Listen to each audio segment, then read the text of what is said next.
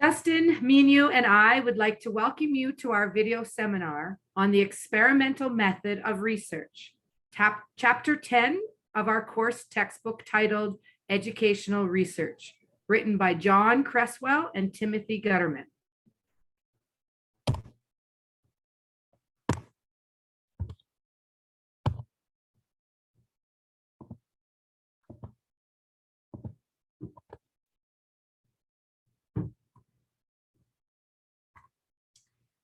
In our seminar, we would like to take the opportunity to go through with you a few different concepts. First, we will complete an overview of chapter 10, which will highlight the design of the method, the characteristics of a good experiment, different types of experimental design, potential ethical concerns, steps to conducting research, and how to evaluate the experiment. Secondly, we would like to each share with you some studies that have used the experimental design method. And lastly, complete a short interactive activity.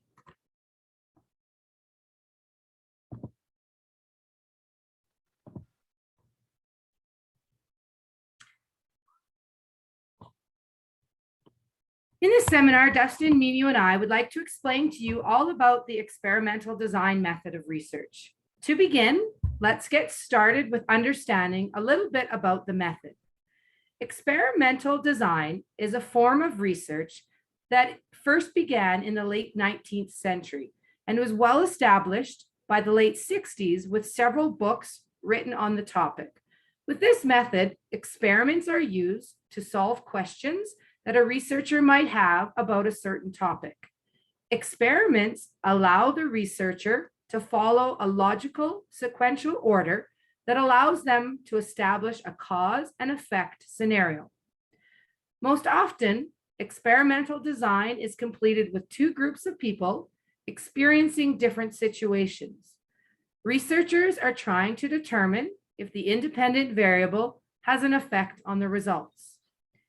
With experimental design, it is important that the experiment is controlled to ensure that you are able to determine that the independent variable is influencing the dependent variable.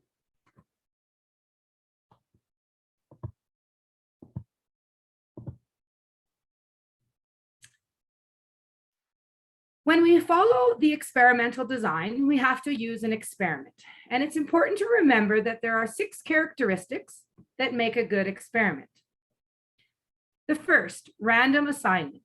When completing experimental research, individuals will be assigned to a group. This process is called equating the groups. By equating the groups, the researcher randomly selects the groups, which ensures a true experiment that eliminates a personal bias from the participants. The second, control over extraneous variables. When experimenting, there could be several variables that could impact the experiment. It is important to control the extraneous variables. An extraneous variable is any variable that isn't being studied that could have an influence on the experiment. There are several methods in which you can use to control an experiment, such as post-test, covariates, matching of participants, homogeneous samples, and blocking variables. The third factor, manipulation of the treatment of conditions. Once participants have been randomly assigned to a group, the researcher must place the participants into a specific experimental group where they will physically manipulate the treatment conditions for one or more groups. Step 4, outcome measures. In all experiment designs, you must assess whether or not the treatment conditions applied to the group had an impact on the outcome or the original hypothesis. Good quality outcome measures are sensitive to the selected treatments and provide valid information so that the researchers can determine if the groups experience something different from each other. Step 5, the group comparisons. It is important that the experimenter perform group comparisons. When a comparison is made, a researcher might be looking at the scores within a group or between groups. A logical statistical approach is often used to compare the mean and the variance within the scores. And the last, They must take a look at the threats to the validity. The final step is to all experiments is to make sure that all inferences and the experiment is valid. Of course, this can be challenging because there are several factors that can be a threat to validity of the experiment. There are 4 common threats to the validity that have been discussed by experts, which include statistical validity, constructional, internal, and external.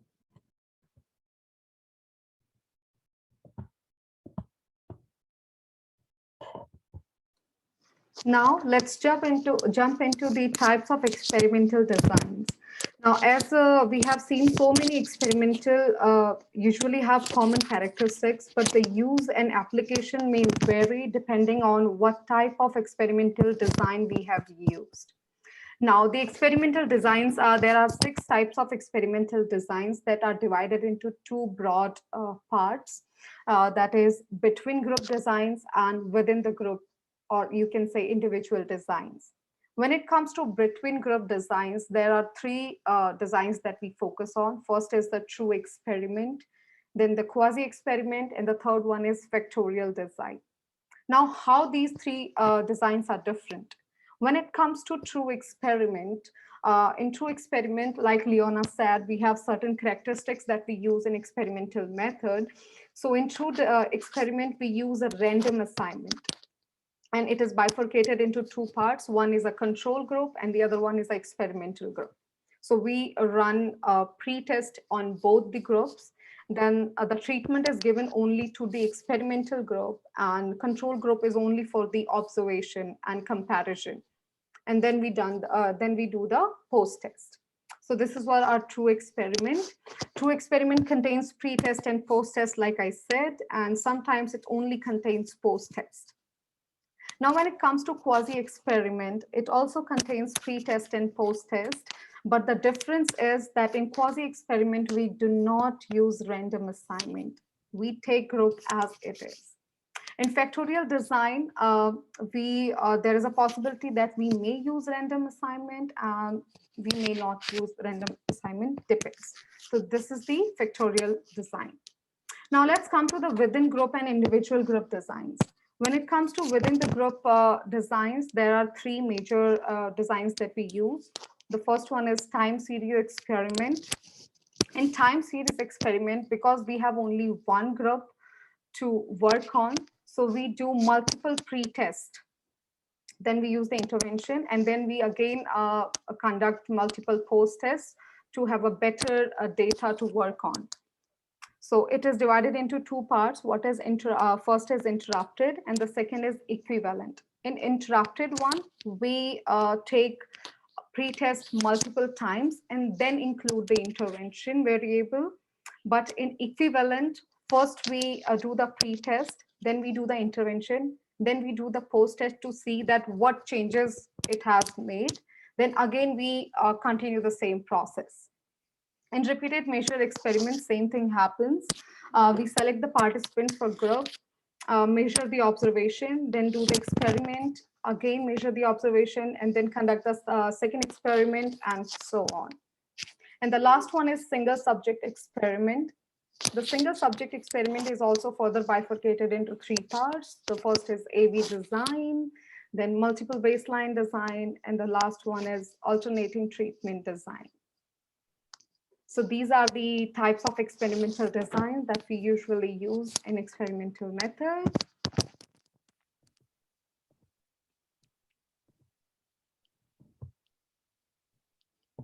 Leona, can you help me with the next slide? Yeah.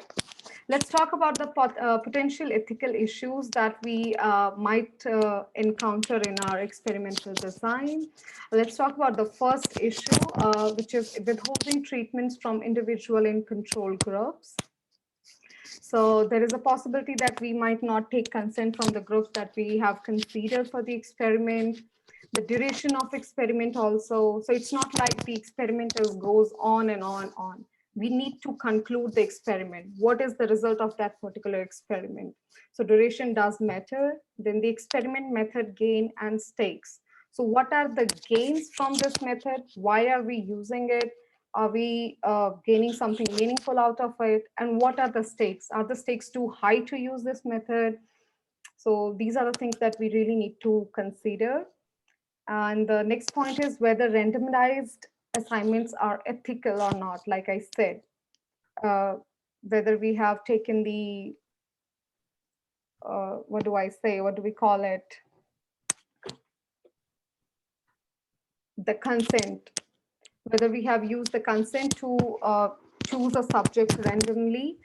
And the last one is federal guidelines to determine whether a random experiment is justified or not. So the study must address important need, whether it is required to conduct an experiment like that, provided the best course of action. Are we using the best course that will suit our need, offer useful results, respect the participant rights, not have available equally informative alternative.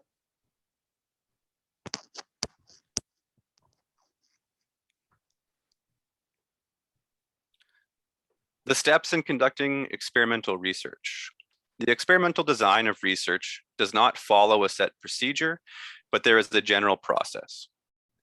To begin, the researcher must decide if the experiment addresses the research problem. Experimental design is the best for the study of cause and effect relationships. A researcher must be able to control the environment and manipulate the conditions of the experiment. Next, they form a hypothesis to test the cause and effect relationships. Hypotheses are most often used in experimental design instead of research questions. Relationships from past studies are often a good place to begin formulating a hypothesis. Then, determine the experimental unit and who will make up the participants. An experimental unit is the smallest unit receiving experimental treatment in a study. The designer should consider the total number of participants, how participants will be chosen, and how they will be assigned to a group. These decisions are often dictated by time, location, and funding. Next, select the experimental treatments and introduce them. The researcher should consider how long and how intense the intervention will be applied. Consider previous research interventions and if the intervention can be presented in a manner that is as least intrusive as possible. A researcher may consider conducting a pilot test to assist in developing a successful, larger scale study. Then, choose the experimental design you will use, considering experience, availability, and practicality. Table 10.1 on page 310 of Research Designs is a good reference for selecting a type of experiment. Next, conduct the experiment. This may include introducing treatment, monitoring the process to ensure validity, gathering anything that needs to be measured, and ensuring the use of ethical practices. Some researchers may decide on the use of a pre-test to establish a baseline, and then use a post-test to get a full scope of the effect achieved. Next, begin organizing the data by coding and analyzing it. Researchers will need to create a computer file with the information from all the measures. Data will be cleaned of any errors or mistakes. The researchers will analyze the collected data by comparing the groups and the outcomes achieved. Finally, the researcher will develop a report that includes information on the participants, the design of the experiment, the intervention and materials used, the control for variables, and the dependent measures of the observation. Try to ensure it is written from an objective and impartial point of view, as in a quantitative study.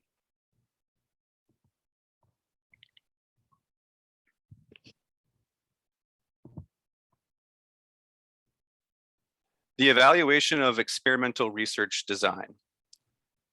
A high-quality experiment will feature a powerful and substantial intervention over the course of the administration period. Participants will gain from their experience of participation. A high-quality experiment will see everyone involved eventually receive the intervention and enjoy the benefits. Experiments of high quality we'll see the research designer use a power analysis to ensure the highest participation for each group in the experiment. This will secure that the effects can be adequately measured. To maintain an experiment of high quality, the researcher will select devices that will provide strong validity and reliability. A researcher that is aware of extraneous factors or covariates and establishes controls for any influence over the outcome will be able to maintain a high quality experiment. High quality experiments will address potential threats to internal and external validity, and the researcher will address how they were accounted for during the study. Table 10.7, found on page 330 of Research Designs, is a great reference for evaluating the experimental design.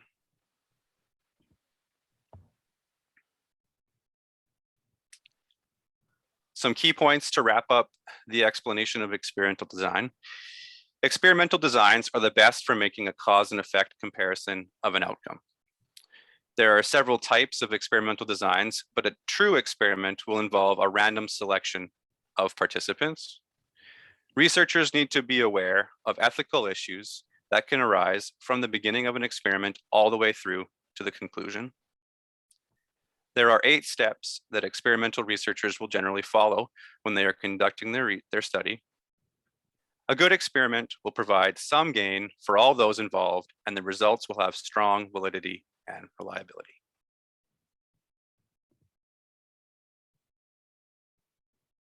Now we've come to the portion of our seminar that Meenu, Dustin, and I would like to take the opportunity to share with you some research projects that have been completed by using the experimental design method. So the first one I found was a study that was titled The Effects of Food Project on Children's Categorization Skills. The food project was a study completed in Turkey. It was used to determine information about children's ability to categorize at an early age through the use of project-based learning.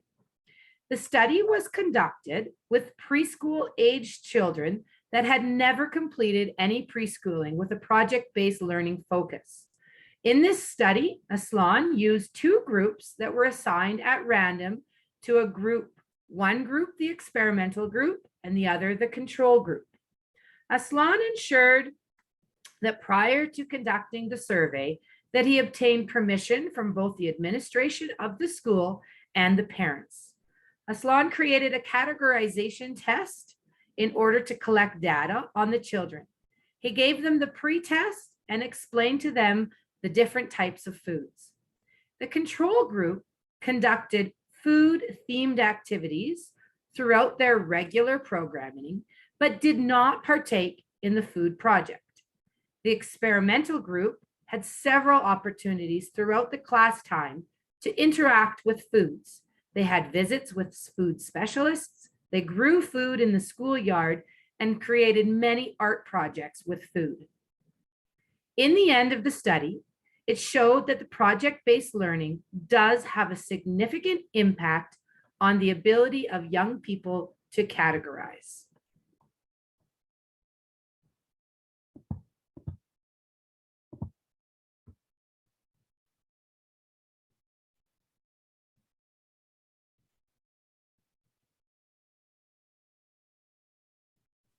Dustin, you're on mute. Yeah, there we go. Sorry. The impact of the Boston Active School Day policy to promote physical activity among children. This study was undertaken to increase active time among students and reduce sedentary time. It also looked at the cost to undertake an initiative such as this one. The researchers went through vigorous screening of schools and their student compositions. They wanted to have matching pairs of schools to test the cause and effect of their treatment. The screening process involved many variables and ultimately led to 6 schools being chosen. 3 schools received the treatment and 3 schools were in the control group. School principals were ultimately the gatekeeper for the participation in the study at their school. The treatment or intervention consisted of support for equipment, curricular materials, and teacher training.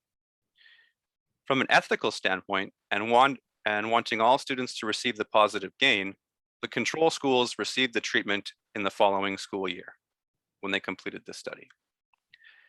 The intervention was measured by students wearing accelerometers for a 5-day period. When coding and analyzing the data, the research group took into account holidays and missed days. They measured bouts of moderate, vigorous, and sedentary time. They used predetermined metabolic thresholds for their baseline and comparisons.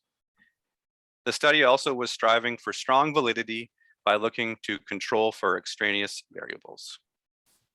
Further ethical considerations were made by the researchers who gained approval from the Harvard School of Public Health, Institutional Review Board, and the Boston Public Schools Office of Research, Assessment and Evaluation.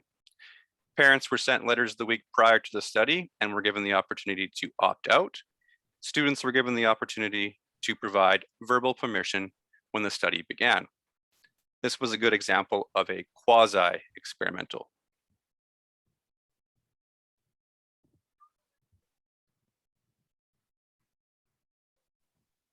For my study review, I have selected a paper. The topic is Adjusting Beginning Reading Intervention Based on Student Performance and Experimental Evaluation.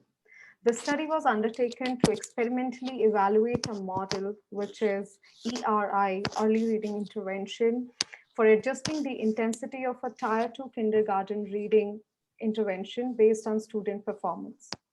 For this study, the kindergarten students were identified who were at a notable risk of early reading difficulties on the basis of several variables like gender, ethnicity, age, etc. It was done in 9 schools across 3 different states of US. In this, 103 students were assigned randomly into 2 groups, which is ERI experimental and ERI control group.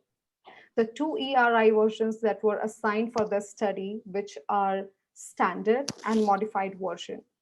When it comes to standard version of ERI, it contained 126 lessons comprised of 4 units. When it comes to the modified ERI version, it contained progress monitoring data for students, regrouping students to increase the instructional homogeneity, and differentiating students' progression through curriculum. Now, concluding my studies, I find that this is a great example of true experiment because they contain pre-test and post-test, and the assignment was random. Moving forward with my study, I was able to detect some threats of validity in it. One was mortality, because initially for this study, 110 kindergarten students were selected, but only 103 participated in both pre-test and post-test assignments in kindergarten. So some students dropped out, some students were not interested to participate in the study. So this was a great example of internal threat to validity. The another threat that I was able to detect was instrumentation. The people who conduct the interventionist, we call them, they were given proper training so that they conduct this experiment by the rules, and they were given strict guidelines to follow. In the end, I was able to analyze that the result indicated that the students who were given modified ERI intervention were being, that was adjusted on the basis of their performance, or outperformed from the students who received the unmodified version of ERI in all the post-test measures. Significant differences were noted down on measures like letter name, sound, word identification, and oral reading frequency.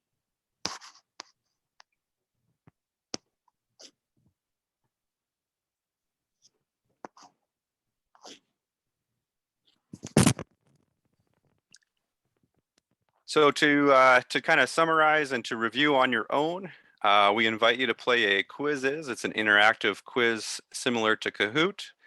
So you can pull out your device, you can scan, and there's 12 questions there. On our next slide, we can highlight our references. So at the end, you'll be able to see where our articles came from if you're interested in those studies.